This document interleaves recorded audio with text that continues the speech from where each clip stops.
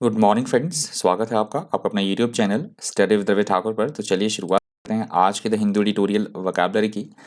पहला एडिटोरियल की हेडिंग आप देख सकते हैं। पहला वर्ड है पहले एडिटोरियल से, आउटबर्स्ट। आउटबर्स्ट यहाँ पे नाउन की तरह यूज हुआ है। आउटबर्स्ट का मतलब होता है अकारण ही किसी पे अपनी भड़ास निकालना, गुस्सा जाहिर करना, क्रोध जाहिर करना, उसे बोला जाता है outburst. A sudden expression of a strong feeling, especially anger, is called outburst. Synonyms आप देख सकते हैं, एक्सप्लोजन, बर्स्ट, eruption, गश और सर्ज। एंटोनिम से हार्मनी, पीस, ऑर्डर, डिपार्टिंग और काम। एग्जाम्पल आप देख सकते हैं, afterwards she apologised for her outburst, कि कुछ समय बाद में किसी महिला की बात हो रही है, उसने पहले गुस्सा किया होगा तो उसने उस गुस्से के लिए, अपने गुस्से के लिए, उसने क्रोध के लिए बाद में अपोलोजाइज किया, माफी मांगी।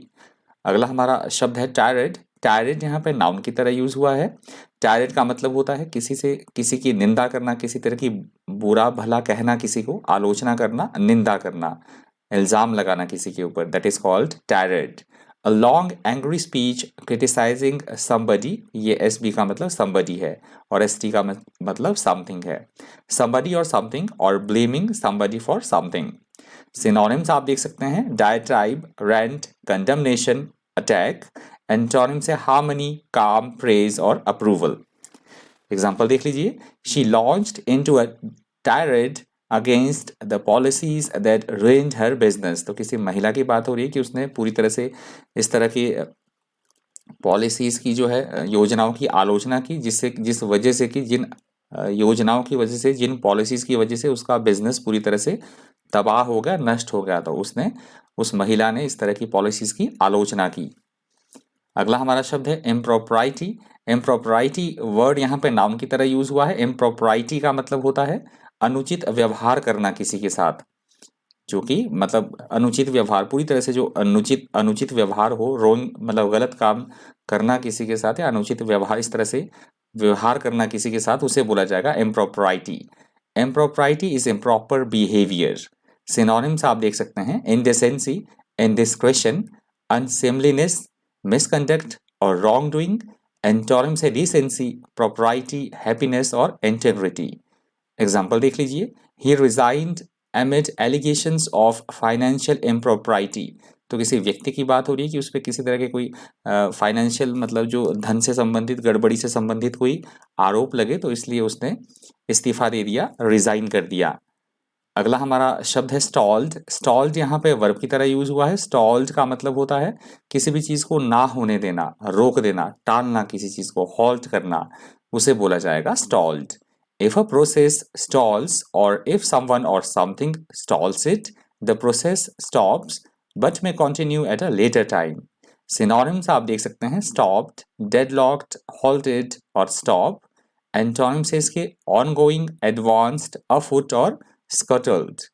एग्जाम्पल देख लीजिए, but the peace process stalled.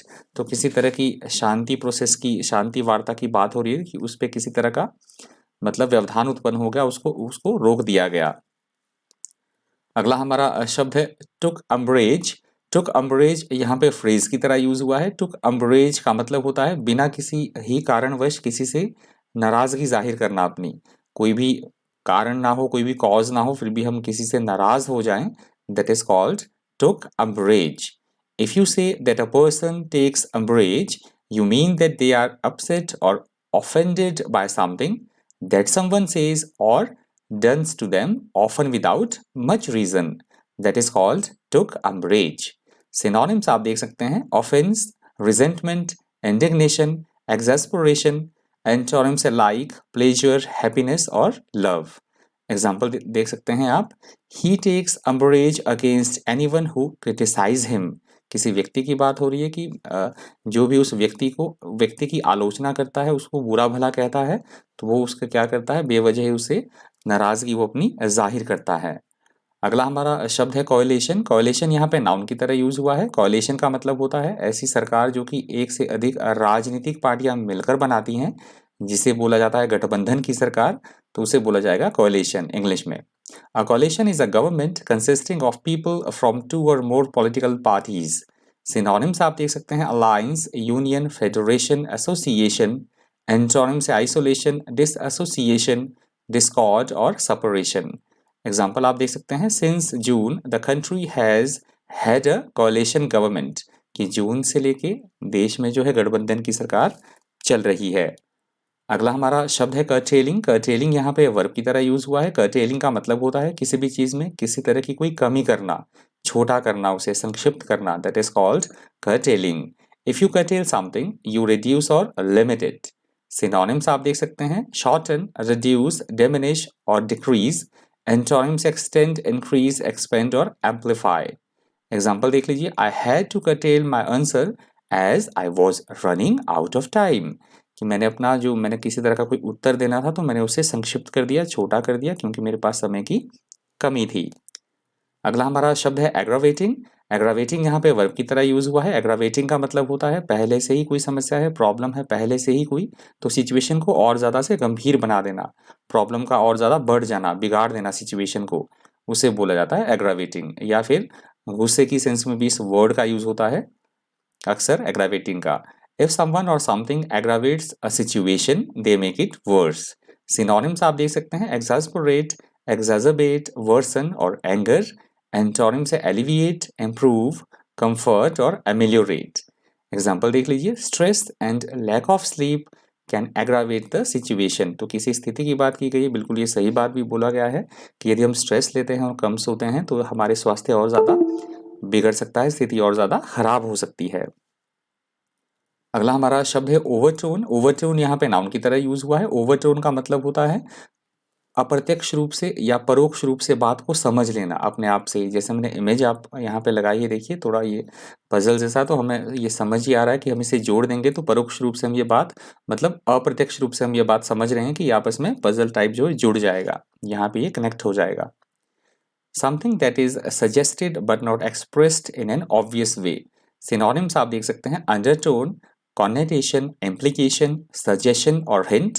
Antonym से अंडरटोन, हिंट, स्टिल और एयर। एग्जाम्पल देख लीजिए, some people claimed there were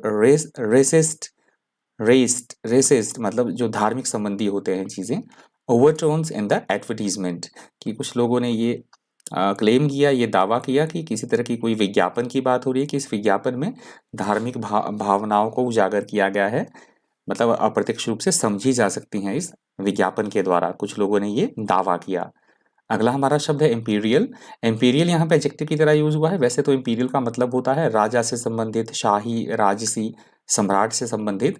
editorial में इसका यूज हुआ है गवर्नर के लिए, तो आप समझ लीजिएगा इम्पीरियल का यूज वैसे राजा या राजसी, शाही परिवार के लिए होता है।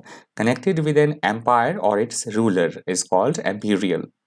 सिनोनिम्स आप देख सकते हैं, royal, majestic, Regal, grand, magnificent. Antonym से माइनर, कॉमन, हम्बल और शैबी। एग्जाम्पल देख लीजिए, द इम्पेरियल पैलेस, तो किसी राजसी महल की बात हो रही है। अगला हमारा शब्द है सर्ज, और यहाँ से दूसरा एडिटोरियल भी शुरू हो रहा है। सर्ज यहाँ पे नाउन की तरह यूज हुआ है। सर्ज का मतलब होता है किसी भी चीज़ में बड़ी तेजी के साथ अचानक से वृद्धि होते रहना, बढ़ जाना किसी चीज़ का अचानक से, that is called surge. If there is an surge in something there is a sudden large increase in it. Synonyms आप देख सकते हैं, अपसर्ज, राइज, इंक्रीज और ग्रोथ। एंटोनिम से कॉन्ट्रैक्ट, डिक्लाइन, डिक्रीज और अबेटमेंट। एग्जाम्पल देख लीजिए, the surge in oil prices, तो किसी तरह के जो ऑयल की कीमतें हैं उनमें वृद्धि की बात की गई है। अगला हमारा शब्द है फटीग। फटीग यहाँ पे नाउन की तरह यूज हुआ है। फटीग का मतलब होता है बहुत ज़्यादा थकान हो जाना, हम बहुत ज़्यादा थके हैं फिजिकली या मेंटली, उसे बोला जाता है fatigue. Fatigue is a feeling of extreme physical और मेंटल टायर्डनेस। सिनोनिम्स आप देख सकते हैं, टायर्ड, एग्जॉस्ट, वियर, एनर्वेट। एंटोनिम से एनर्जाइज, रिफ्रेश, एलेक्ट्रिटी और इंटरेस्ट। एग्जाम्पल देख लीजिए, he was suffering from mental and physical fatigue, तो किसी व्यक्ति की बात हो रही है कि वो बहुत ज़्यादा शारीरिक और मानसिक तौर पर बहुत ज़्यादा वो थका हुआ था, बहुत ज़्यादा उसे थकावट हो रही थी। अगला हमारा शब्द है इवॉल्व। इवॉल्व यहाँ पे वर्ब की तरह यूज हुआ है। इवॉल्व का मतलब होता है किसी चीज़ का मतलब विकसित होते रहना, डेवलप होते रहना। जैसे यहाँ पे मैंने एग्जाम्पल भी दिया है, इमेज आप देख सकते हैं, उसको बोला जाता है इवॉल्व, या प्रकट होना किसी चीज़ का, that is also called evolve. To develop or to make something develop gradually from a simple to a more advanced form. Synonyms आप देख सकते हैं develop, advance, grow, progress और expand. Antonyms है decrease, halt, revert और enclose. Example आप देख सकते हैं His style of painting has evolved gradually over the past 20 years. तो किसी पेंटर की बात हो रही है, किसी कलाकार की बात हो रही है कि उसकी जो पेंटिंग करने का स्टाइल है उसमें बहुत ज़्यादा डेवलप उसने किया है, ग्रेजुअली डेवलप किया है, पिछले 20 सालों के अंदर बहुत उसने डेवलपमेंट की है, बहुत विकसित किया है। अगला हमारा शब्द है कैलेमिटी।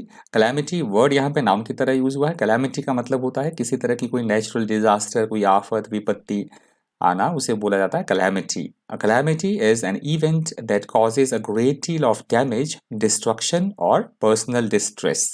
सिनोनिम्स आप देख सकते हैं disaster, catastrophe, misfortune, accident.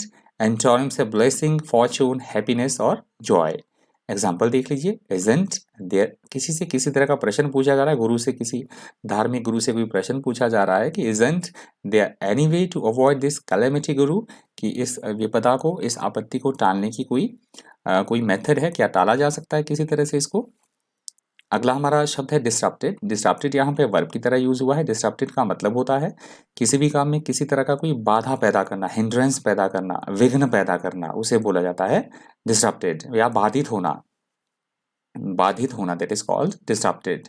If someone or something disrupts an event, system or process, they cause difficulties that prevent it from continuing or operating in a normal way. Synonyms आप देख सकते हैं disturbed, interrupted, upset और broken. Antonyms है continuous, assisted, organized और troubleshot. Example देख लीजिए, the strike severely disrupted flights to New Delhi. तो किसी तरह की हड़ताल की बात हो रही है कि उस हड़ताल ने न्यू दिल्ली के लिए जितनी भी फ्लाइट्स जानी थी उन्हें पूरी तरह से बाधित कर दिया, उसमें विघ्न पैदा कर दिया।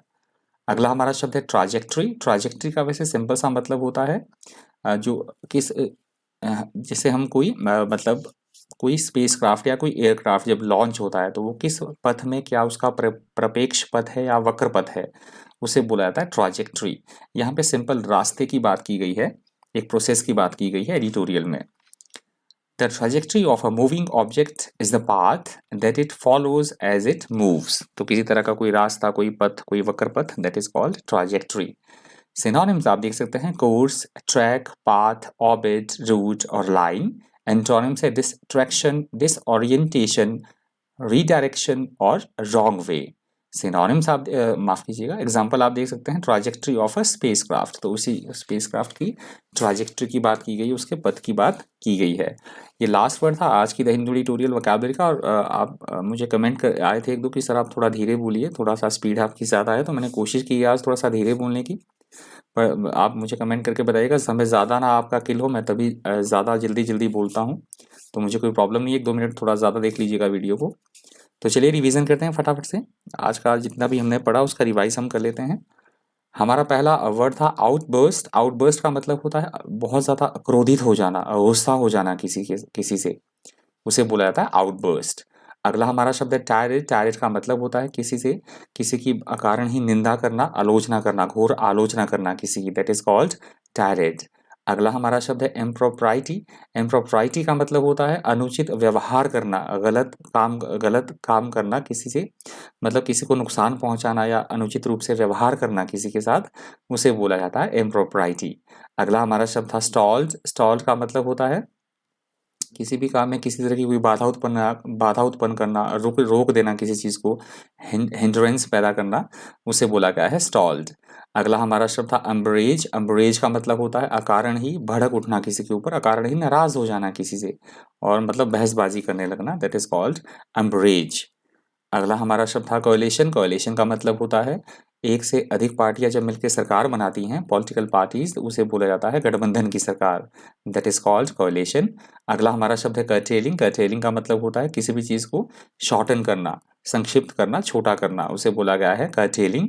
अगला हमारा शब्द है एग्रावेटिंग। एग्रावेटिंग का मतलब होता है पहले ही स्थिति खराब है और उस स्थिति को, उस प्रॉब्लम को, उस समस्या को और ज़्यादा बिगाड़ देना, स्थिति को बद से बदतर बना देना, दैट इज कॉल्ड एग्रावेटिंग। अगला हमारा शब्द था ओवरटोन। ओवरटोन का मतलब है हम कोई बात बोल रहे हैं और आप उसे अप्रत्यक्ष रूप से हम कुछ और चीज़ भी उस बात के साथ समझ रहे हैं, उसे बोला जाता है ओवरटोन। अगला हमारा शब्द है इम्पीरियल। इम्पीरियल का मतलब होता है राजशाही परिवार से संबंधित या राजा से संबंधित, सम्राट से संबंधित, उसे बोला जाता है इम्पीरियल। एडिटोरियल में इस वर्ड का यूज हुआ है माफ कीजिएगा, राज्यपाल के लिए, गवर्नर के लिए इसका यूज हुआ है इम्पीरियल का। जो पश्चिम बंगाल के गवर्नर है उनसे मतलब उनके लिए ये वर्ड यूज हुआ है इम्पीरियल, मतलब राजा से संबंधित, सम्राट से संबंधित, वैसे शाही परिवार से संबंधित होता है इसका मतलब। अगला हमारा शब्द है सर्ज। सर्ज का मतलब होता है किसी भी चीज़ में बड़ी तेज़ी के साथ वृद्धि होना, दैट इज कॉल्ड सर्ज। अगला हमारा शब्द था फटीग। फटीग का मतलब होता है हम फिजिकली या मेंटली तौर पे पूरी तरह से थके हैं, बिल्कुल से पूरी तरह से टूट चुके हैं, पूरी तरह से थक चुके हैं, थकान हमें हो रही है, दैट इज कॉल्ड फटीग। अगला हमारा शब्द है इवॉल्व। इवॉल्व का मतलब होता है एक क्रमिक विकास होना किसी चीज़ का, उसे बोला गया है इवॉल्व। अगला हमारा शब्द है कैलेमिटी। कैलेमिटी का मतलब होता है कोई डिजास्टर, कोई विपत्ति, कोई नेचुरल डिजास्टर, किसी तरह की कोई आफत, कोई मुसीबत, दैट इज कॉल्ड कैलेमिटी। अगला हमारा शब्द था डिस्टर्प्टेड। डिस्टर्प्टेड का मतलब होता है किसी भी काम में किसी तरह का कोई बाधा पैदा करना, कोई अड़ंगा पैदा करना, रुकावट पैदा करना, दैट इज कॉल्ड डिस्टर्प्टेड। या वो डिस्टर्ब मतलब बाधा उत्पन्न हो जाना, बाधित करना किसी चीज़ को, दैट इज कॉल्ड डिस्टर्प्टेड। और लास्ट हमारा वर्ड था ट्राजेक्ट्री। ट्राजेक्ट्री का मतलब होता है किसी भी जो एयरक्राफ्ट है उसका एक जो पथ होता है, मार्ग होता है, वक्र पथ, उसे बोला जाएगा ट्राजेक्ट्री।